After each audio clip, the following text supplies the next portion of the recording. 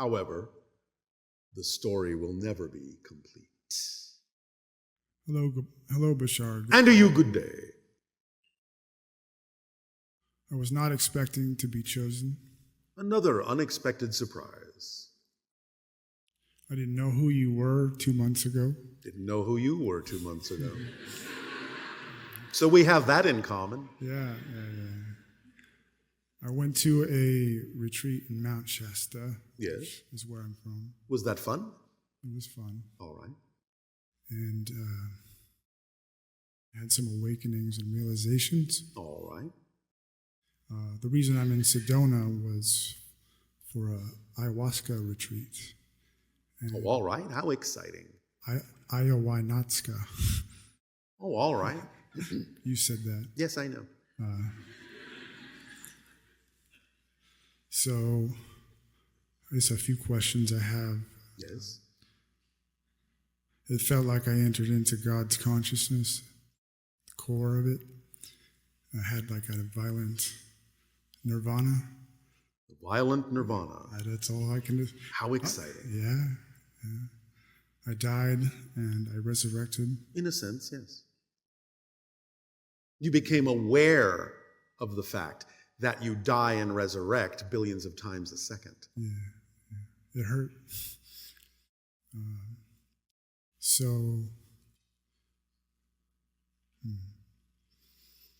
Do you have a question? Who is Julie to me? I can't answer that for you. That has to come from another source.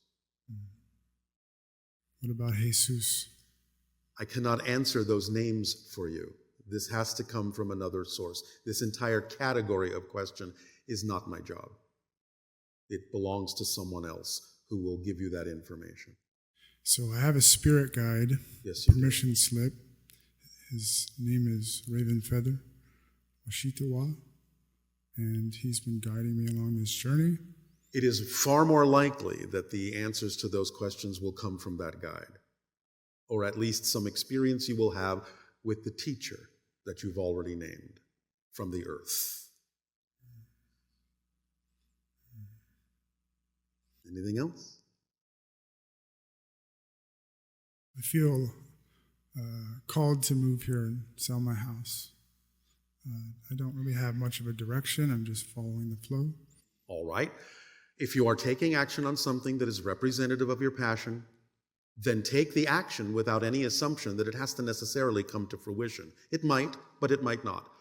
The whole point sometimes of the form in which your passion comes is just to get you to move, to act on it, so that you can wind up where you need to be when what really needs to happen will happen. So never assume you know why the excitement or the curiosity or the attraction or the drive comes in the form that it does. But take the best action you can and see what happens. That will always be what keeps you directly on your path. Yes? Yes. All right. Anything else? Or do you have what you need to move forward? Perhaps you could give me some advice on channeling. Well, as I said, when you act on your passion and follow the formula, you are in a channeling state. So it's the most natural way to get there.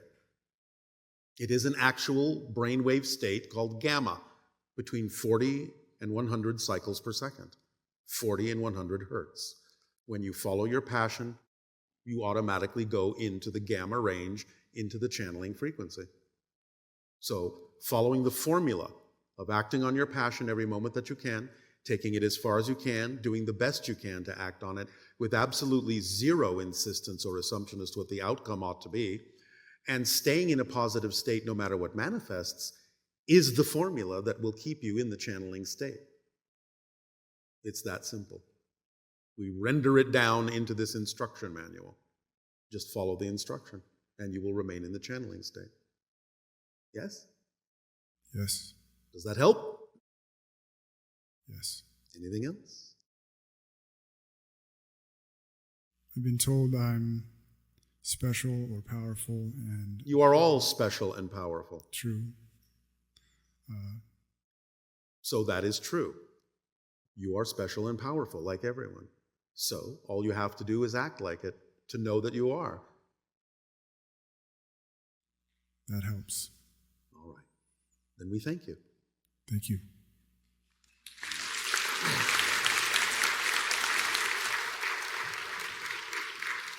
Hello, Bashar. And to you, good day. I'm really thankful that you're my mirror today. Oh, all right, and we are grateful for you as well. Thank you. And I would like to thank the person who gave me this opportunity to ask a question of Bashar. All right. I have a few due to pet theme about my dog. So 1 month ago, me and my husband has decided, due to the frequent traveling, find new owners for our dog. All right. And Did you ask the dog for help in doing that? yes, All right. all the time. All right. And? I miss her a lot. All right. And my question is, what is my dog's best interest? To be with us or stay with a new loving family? Do you have visitation rights? Yes. Will that suffice for you to be able to visit the dog now and then? And know that in the meantime, if you are not around, that the dog is in the care of a loving family, and yet you still get to participate, you still get to interact. Does that work for you or not? Yes or no? Hesitation usually means no. And if that doesn't work for you, then is there some other arrangement you can make whereby the dog can remain with you? Even while you act on your passion? If you are, in fact, acting on your passion to not have the dog? Can you answer any of these questions?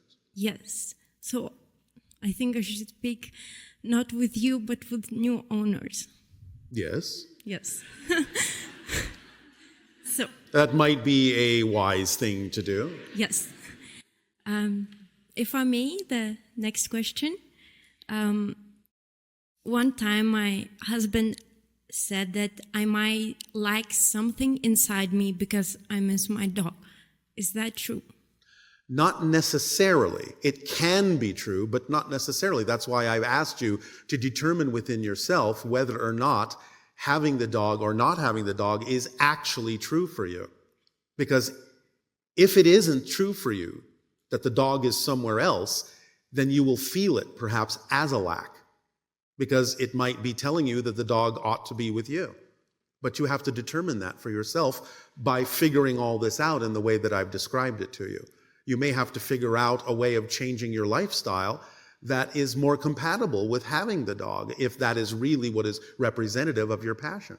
You have to explore different probabilities to see what actually fits. Yes? Yes. All right. Thank you. And the last question.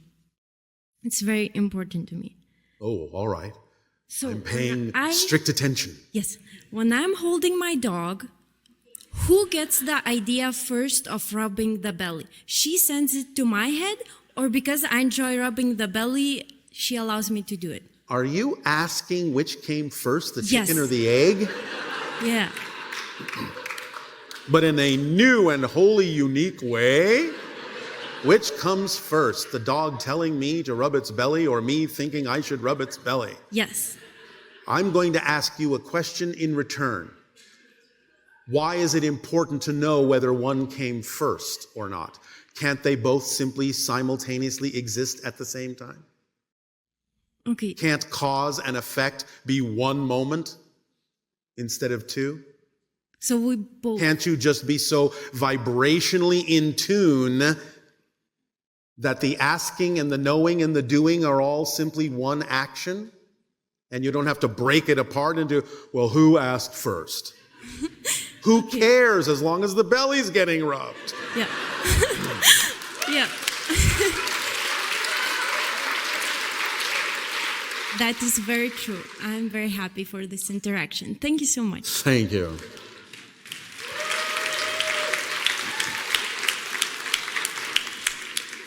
Nania. Hello, Tatea. Nania. Okay, so here are some questions for you. From, Eastream. all right. What do the children of now want to tell us?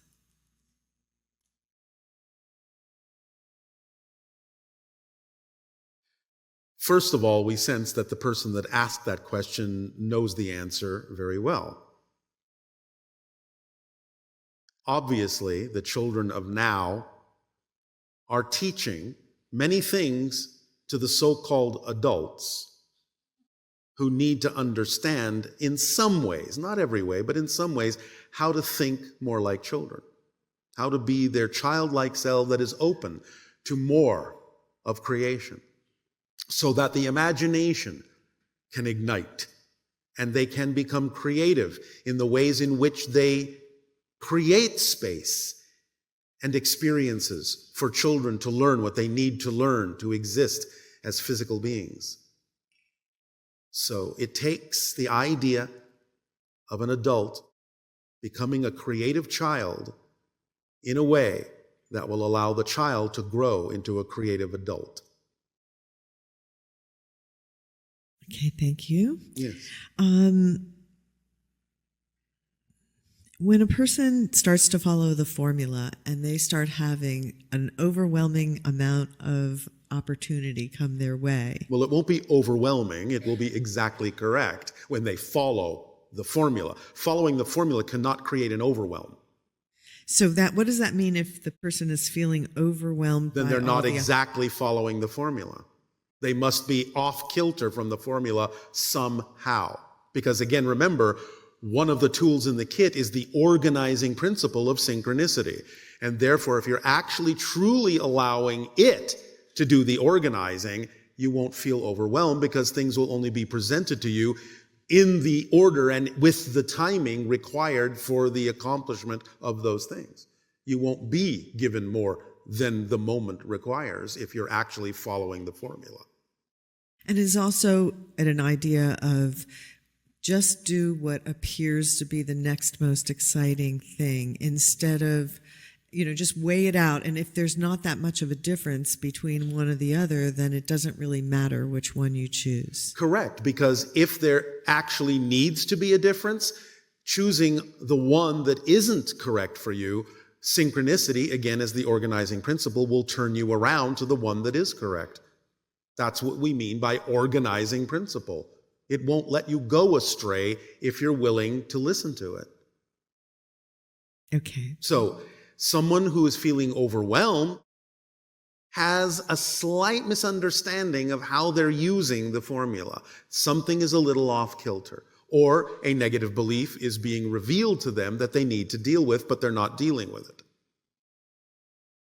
Okay. If you choose to stop believing in the physical dream and feel attracted towards being a pure spirit, Yes. does the human body register this and let our soul out of it once and for all? Well, again, it depends. It depends on why that might happen for that person if it is necessary for fulfilling a certain theme of exploration. It's something that generally isn't common because you sort of make an agreement with yourself that you'll kind of play things out. You already know the duration that is necessary for the process you wish to experience and the theme you wish to explore in physical reality. And so in general, that will not happen. But there might be some cases where it can. But you would have to examine that particular case to see what the reasons are for why that appears to manifest that way. So at what level of consciousness does a human decide to leave the physical body? Well, on the spirit level, because again, you typically set that up in general for yourself, again, speaking linearly, before the life. So a decision of whether or not to quote unquote die in a car accident because the body is It doesn't necessarily have to be that specific. It can be. But generally speaking, people will usually choose any particular doorway out that comes along randomly on Earth when it's falling within the general window of time that it's okay for them to have agreed to leave. So it might just be, all right, somewhere between now and then, whatever comes along that is the most efficient for me, that works best for me, then that will be what I allow myself to experience, and I will leave if I need that kind of a mechanism. Now, you can get to a point where you can also, as I said, just lie down and leave. That's what we do. We Right. just leave, but of course we don't leave a body behind. It converts into energy. And that actually converted into the next question, which was, when a Sasani dies or ascends, do you experience a form of grief? No. Do you engage in any rituals? No. Or do you rejoice with Yes. the ascending person? Yes. Because again, remember that at our point in evolution, we're not out of touch with them. We're not out of contact with them. Do you understand? Yes. We can still communicate with them. So it's not like they've gone anywhere particular that we can't get in touch with them for. They're just in a different state now. So when you all don't sleep, how do you connect with spirit? By being almost at the point of being spirit. Remember, we are quasi-physical, exhibiting traits of physicality and spirit. So we can simply communicate with spirits, par for the course, as easily as you talk to a friend sitting next to you. So do you get to the point where, I know like on Earth, sometimes you can take like a power nap, like for 10 minutes, and then somehow by connecting with spirit, you're rejuvenated. Well, yes, but that's your way of doing it, because most of you don't necessarily know that you are spirit experiencing a physical reality. But we know that. Therefore, we don't have to pretend to connect because we never feel disconnected. And the idea of us sleeping, that's our technology in a sense of connecting in with spirit. It's recharging your batteries to continue to have a physical reality which isn't real. It's convincing yourself to keep going and playing the game. It's like taking a momentary break while you're playing chess to sort of reassess your strategy and then get back into the game. Yeah, because like you said, you will become psychotic if you don't sleep. Yes, because you won't have a strategy. You won't have a plan. You won't have a template. You won't have a blueprint. So there's actually more to understand about what happens when we sleep and how we connect with spirit and what's actually happening during that time that Yes. we may be exploring at some point in the future. The subject of another transmission Like that. entirely. Okay, let's see if there's anything else. I know someone asked whether or not you're married because you have a lot of people who like you.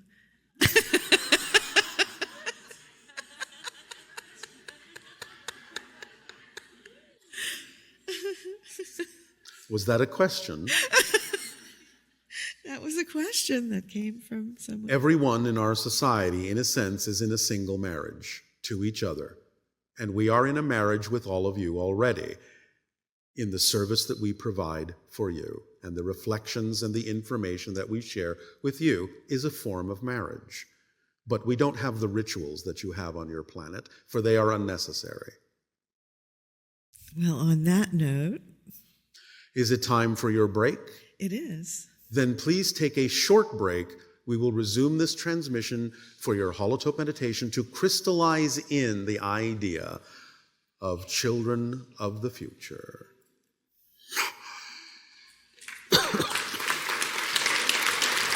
We will resume contact in approximately 15 minutes.